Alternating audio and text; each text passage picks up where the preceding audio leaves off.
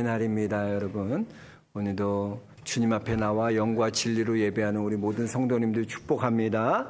하나님께서 마음을 다하고 뜻을 다하고 힘을 다하는 우리 성도님들의 예배 가운데 한없는 은혜와 평강으로 여러분 삶을 충만히 채워주실 것을 믿습니다.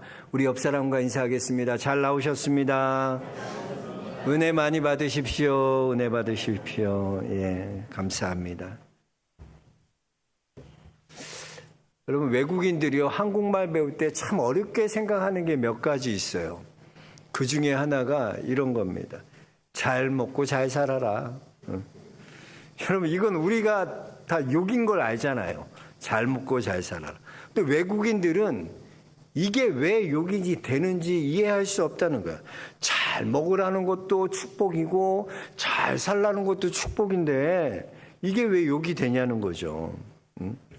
그런데 이것은 정말 잘 되라는 뜻이 아니라 그렇게 네가 풍요의 함정에 계속 빠져서 살라는 거야. 그러면 결국 망하게 될 거라는 욕이라는 거죠.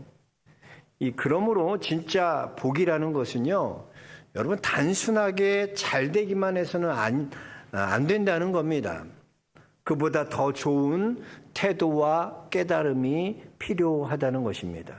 그래서 오늘 우리가 이것을 좀 살펴보면서 하나님께서 우리에게 주시는 은혜를 함께 나누고자 합니다. 먼저 우리 1절 말씀 다시 한번 읽어볼까요? 9장 1절입니다. 하나님이 노아와 그 아들들에게 복을 주시며 그들에게 이르시되 생육하고 번성하여 땅에 충만하라 말씀하셨어요. 여기 보니까 노아의 홍수 이후에 하나님께서 노아와 그 아들들을 축복하셨다, 복을 주셨다라고 성경은 기록하고 있어요. 누가 복을 주셨다고요? 하나님이 노아와 그의 아들에게 복을 주셨다. 여러분, 우리가 복하면 여러분 어떤 것이 복이라고 생각해요? 또 우리 교인들은 너무 영적이라서 영적인 복만 생각해요. 근데 우리 하나님이 우리에게 주신다는 복은, 이 복은 전인적인 복이에요. 전인적인 복. 그러니까 우리의 영과 육이 다 잘 되는 복이라는 것이죠. 여러분, 하나님께서 인간을 향한 하나님의 목적이 뭐냐? 다른 게 아니야. 하나님은 우리 인간이 복받길 원하세요. 우리에게 복을 주시고자 하시는 게 하나님의 본심이라는 거죠. 그래서 여러분 한번 생각해 보세요. 아브라함을 하나님이 처음 부르시고 그에게 뭘 하시나? 여호와께서 아브라함에게 복을 주시며 그래서 복을 주셔. 그리고 너는 복이 될 것이고 땅의 모든 족속은 너로 말미암아 복을 받게 될 것이다 그랬어요. 하나님이 아브라함에게 뭘 주시냐? 복을 주시는 거, 복을 주시는 거예요. 그게 우리 하나님의 본심이에요. 하나님은요, 오늘 예배에 오신 여러분 한 분 한 분이 다 복받기를 원하시는 줄 믿으시기 바랍니다. 하나님 내게 복 주시길 원하시는 분이야.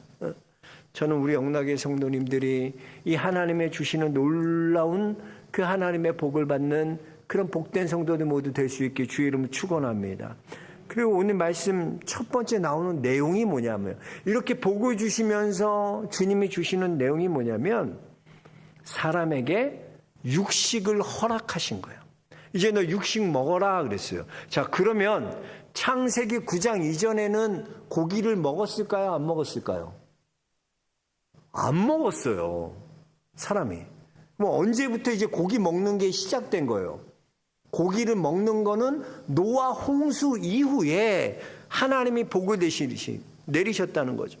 그러니까 9장에서부터 이제 육식이 허용되는 그렇게 복을 받은 거죠.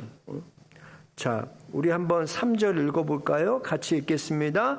모든 산 동물은 너희의 먹을 것이 될지라 채소같이 내가 이것을 다 너희에게 주노라. 이제 육식을 허용하신 거예요.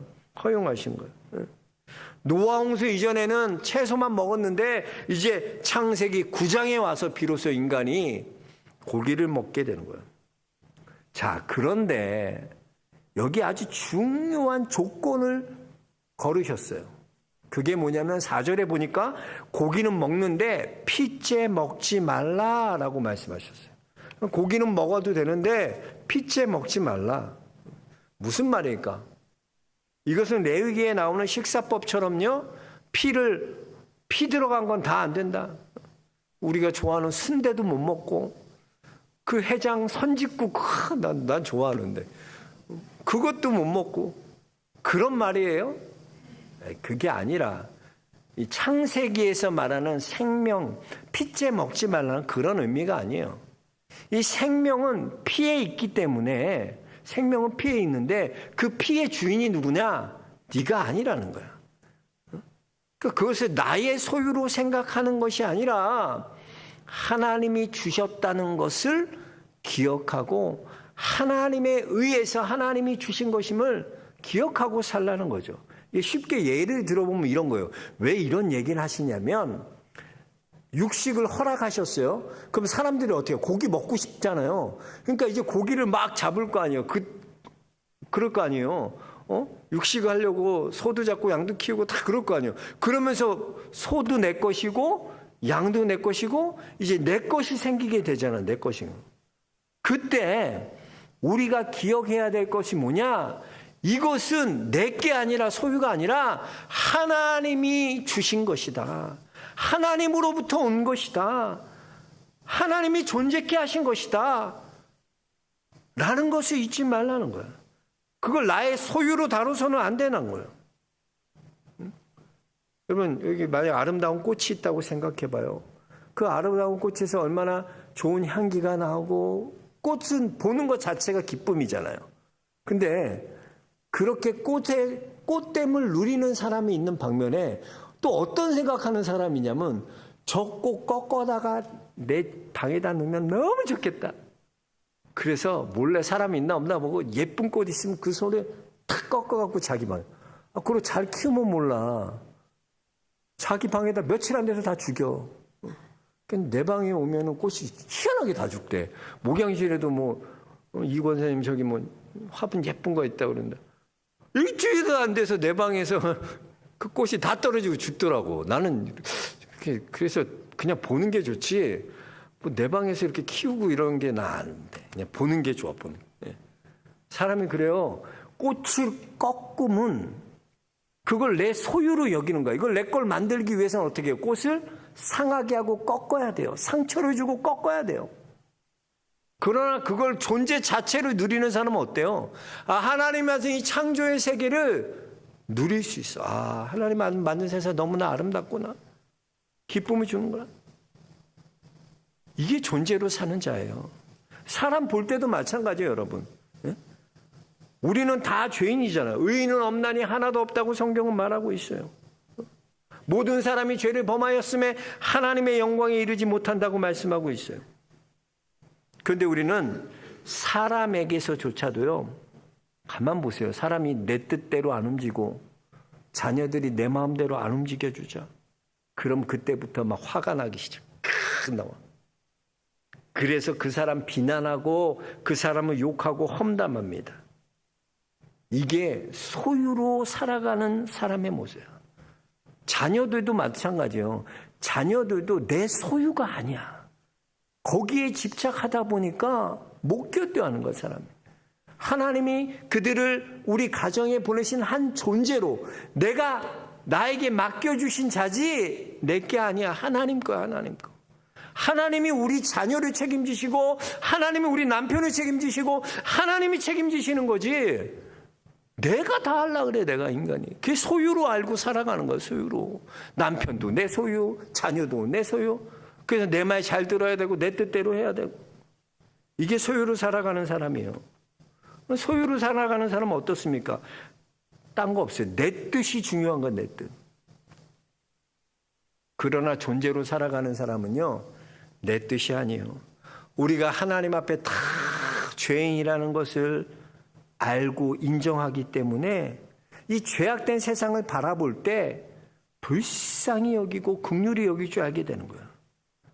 그래서 하나님의 형상을 잃어버린 하나님의 형상대로 지음받았음에도 불구하고 하나님의 형상을 잃어가고 살아가는 이 세대를 보면서 비판하고 손가락질하고 욕하는 것이 아니라, 정죄하는 것이 아니라 그 세상을 불쌍히 여기고 그 세상을 안타까워하고 눈물 지을 수 있는 거예요.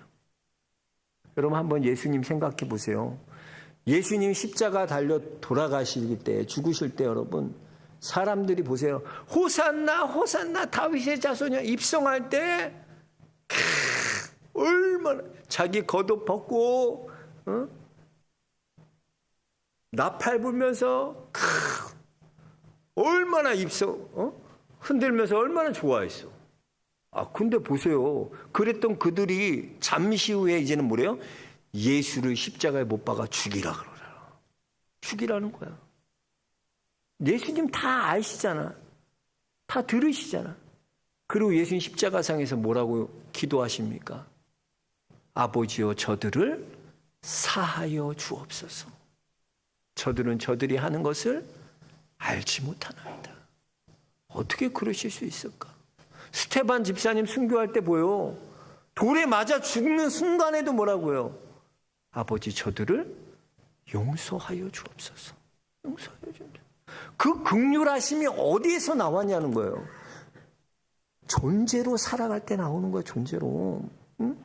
그들 보면서 하나님의 형상대로 만들으셨지만 그 형상을 잃어버리고 살아가는 자들에 대한 안타까움과 긍휼이 여김이 우리 안에 있다면 여러분은 존재로 살아가고 있는 거예요. 그런데 그게 아니라 비난하고 정죄하고 비판하고, 그건 소유로 살아가는 자의 모습입니다. 여러분, 성경에서 최초의 살인자가 누군지 아세요? 누구죠? 가인이잖아, 가인. 근데 그 살인이 형제끼리의 삶. 제일 먼저 인간이 죄를 짓고 타락한 내용 중에 첫 번째 범죄가 살인인데, 그 살인의 모형이 뭐냐면 형제가 형제를 죽인 거야. 형이 동생을 죽인 거야. 왜 죽여요? 하나님이 아벨의 제사는 받으시고 가인의 제사는 받지 않으셔. 화딱지 난 거지. 근데 여러분 한번 생각해 보세요. 하나님께서 아벨과 그의 예물은 받으셨어요. 근데 하나님이 가인과 그의 예물을 안 받으셨어. 그럼 여러분은 어떤 생각할 때 같아요? 정상적으로 하나님의 사람이라면 아벨의 제사를 보고 그 예배를 보고, 나도 저렇게 하나님이 연락하시는, 하나님이 받으시는 저런 예배를 드려야 되겠다라고 생각하지 않을까요? 하나님 기뻐 받으시면 저 예배 드려야죠. 근데 가인은 아니야. 하나님 앞에 예배 드리는 것조차도 뭐로 생각하냐면 소유로 생각하는 거야. 그러니까 하나님의 인정함을 받는 것, 그걸 소유하고 싶은 거야. 나도 하나님의 인정함을 받는 거, 이걸 내가 갖고 싶은 거야. 그 방법이 뭐냐면 예배드리고 하나님 앞에 나가는 게 아니라 동생 아벨을 죽여서 없애면 나밖에 없으니까 내 예배 받지 않을까? 그 생각하는 거야. 그래서 아벨을 죽이는 거예요. 자, 그런데 보세요. 성경에 이삭 보면 진짜 저는 이삭이 무슨 도인 같아. 그러니까 이삭은 뭐 이렇게 복받을 짓 한 거, 성경 봐. 이삭이 뭐 복받을 짓 한 거 있어요? 근데 하나님이 이삭을 그렇게 동행하시고, 이삭과 기뻐하시고, 함께하여. 항상 그래, 이삭은. 그래서 다른 사람들 다 흉년에 망하게 되고, 그래도 이삭은 그의 소출을 100배나 주시잖아. 그러니까 왜 이삭에게 이런 하나님이 복을 주시나? 이삭은요, 보세요. 이삭은 우물을 파니까 우물이 나오잖아. 막 터져나와. 하나님이 복을 주셔서 터져나오니까 그 사람들이 어떻게 해? 주위 사람들이 우물을 빼앗아가는, 내라! 이 우물 내 거야 이제. 우물 뺏어버려. 그럼 어떻게 싸우지 않아? 그래, 그럼 가져놓어. 그리고 난 또 우물 파면 된다? 또 우물 파. 또 우물이 나니까 우물이 막 터져나와. 사람들이 또 내 거야. 그래도 가져. 그럼 또 가서 또 막 우물 또 파. 또 우물. 야, 어떻게 이런 일이 일어났나. 보세요. 우물을 빼앗는 사람들은요, 우물을 자기 소유라고 생각해. 이거 내 거 된 거다 이제. 근데 이삭은 우물을 소유로 생각하지 않아요. 이건 누구 거야? 하나님 주신 거야. 내 게 아니야. 하나님이 주신 거야. 그 이삭의 삶은요, 존재로서 하나님의 깨닫고 하나님을 주신 것, 맡겨주신 것, 하나님이 유지시켜 주시고 하나님이 당한 거지 내가 한 게 아니야. 다 이삭의 삶에는 하나님이야. 하나님. 그의 인생의 주어가 다 하나님으로 되어 있어요. 여러분 마찬가지예요. 여러분 인생의 주어가 누구로 살아갑니까? 나로 사는 사람은요, 소유로 살아가는 사람이야. 그러나 내 인생의 주어가 하나님이 되는 사람은요, 존재로 살아가는 거야. 교회도 마찬가지예요, 여러분. 교회도요, 교회의 주인이 누구세요? 예수 그리스도가 교회의 주인입니다. 예수 그리스도가 교회의 머리십니다. 내가 주인 아니야. 내가 세웠는데, 교회 내가 말이야, 이렇게 헌금 많이 했는데, 내가 주인이야, 내가 주인. 내가 이렇게 교회 지분 갖고 있어. 아니야. 교회는 예수 그리스도만이 교회 머리십니다. 이게 무너지니까 사람들이 자꾸 교회가 변질되는 거야. 제가 아는 의왕에 있는 어떤 교회도 그 목사님 부임하시고 교회가 굉장히 안정됐어요. 교인이 많지 않습니다. 20-30명 되는 조그만 교회인데 교회 땅이 좀 있었어. 갖고 있었어. 근데 몇 년 후에 그 목사님 지나니까 하나님 복을 주셔서 그 땅이 재개발된 거야. 그 보상액이 나왔는데 수십억이 나왔어. 야, 그러니까 20-30명의 교인들이 그렇게 착하고 순종적이고 이랬던 교인들이 교회가 돈이 생기니까 그 다음부터 권리를 주장하게 되는 거예요. 돈 때문에요, 이 교회가 분쟁이 되었어요. 목사님. 그래서 사모님은 그 분쟁 때문에 사모님은 암에 걸리고 결국엔 이 목사님 쫓아냈어. 그리고 그 돈을 갖고 자기들끼리 나눠 갖고 교회 풍지박산되고. 예수 그리스도가 교회의 머리됨을 잊어버리면 어떻게 됩니까? 돈만 남게 돼요. 돈만 보여. 그러니까 여러분, 왜 하나님께서 지금 9장에 가서 이 얘기를 하실까? 너에게 육식도 허용하고 이제 너 번성하고 축복하고 내가 복 내릴 거야. 그러면서 왜 이 단서를 제공하면서 핏째 먹지 말라 이 말씀하신가? 너희가 번성하고 풍요하게 되면 어떻게 된다는 거예요? 이런 유혹이 있다니까. 소유로 살고 싶어하는 그런 욕망이 생긴다니까요. 사람이 가난하고 없을 때는요, 하나님 도와달라고 발피로 하나님 살려주세요. 근데 풍요하게 되고 번성하게 되고 잘 되잖아요. 내가 된 줄 알아요. 내가 잘 된 줄 알아. 그래서 하나님 잊어버려. 어떻게 하면 내 소유를 늘릴까? 그때 이제 너희가 니네들 소유가 생기고 육식 허락하면 너희들 것이 생기기 텐데, 그때 너희가 기억할 게 뭐냐? 핏째 먹으면 안 돼. 이건 하나님이 주신 거야. 내 게 아니야. 그거 잊지 말라는 거야. 잊지 말라. 여러분, 돈에도 여러분 인격이 있습니다. 돈 버는 것도 잘 벌어야 되지만 돈 쓰는 것도 잘 쓸 줄 알아야 돼. 다 돼야 돼요. 어떤 분들 보면 돈 버는 데는 잘 배웠어요. 잘 돈 어떻게 쓰나 악자까지. 너무나 절약하고 근검절약하고. 근데 너무나 인색한 거야. 스크루지야. 너무나 몸에 뱄어요. 인색한 게. 또 다른 사람한테 인색한데 놀라운 거 뭐냐? 자기한테는 너무나 잘 써. 희한해. 하나님께 드리는 거는 너무나 형편없는데, 내가 무슨 관심 있는 거, 스피커를 산다, 아니면 내가 뭐 몇백만 원짜리 뭘 산다, 차를 바꾼다, 이런 데는 과감하게 그냥 써. 아, 어때? 날 위해서 사는데. 하나님 앞에는 형편없어. 남 돕는 데는 절대 도와주지도 않아. 인색해. 그래서 여러분, 돈 쓰는 거 보면 그 사람의 품격이 나오는 거예요. 돈을 쓰는 것도 사람이 돈 쓰는 것도 따뜻해야지. 언어에는 온도가 있다고 하잖아요. 말하는 것도 따뜻한 말이 살리는 거예요. 돈 쓰는 것도 보면 남을 살리고 남의 유익을 주고 모든 사람이 행복할 수 있는 그렇게 품격 있게 써야 되는데 졸부처럼 그냥 자기밖에 몰라. 자기밖에. 제가 예전에 있었던 교회의 권사님이 키도 조그만 권사님이야. 체육 선생님 하시다가 그 권사님이 사업을 시작했는데 건축 설계업을 하시는데 건축업 하시는데 진짜 그분은 손만 대면 다 돼. 너무나 사업을 잘하셔. 아주 그냥 똑순이 같은 그런 권사님이에요. 너무 그런 권사님이 교회 또 교구 일에는 솔선수범하는 거. 항상 교회에서 교구 일은 자기가 앞장서. 그런 권사님이셨어요. 근데 그 권사님이 항상 연말에 보면요, 몰래 저를 찾아와.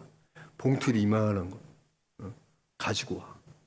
그리고 목사님, 저희 교회 교구에 어려운 식구들이 많이 있는데 이건 제가 줬다는 얘기 하지 마시고 교회에서 준 걸로 하고 그 어려운 분들 좀 도울 수 있도록 겨울에 기름값도 할 수 있도록 좀 목사님 이렇게 해달라고. 참 멋있어 그 권사님. 그러면서 딱 그럼 갖고 와.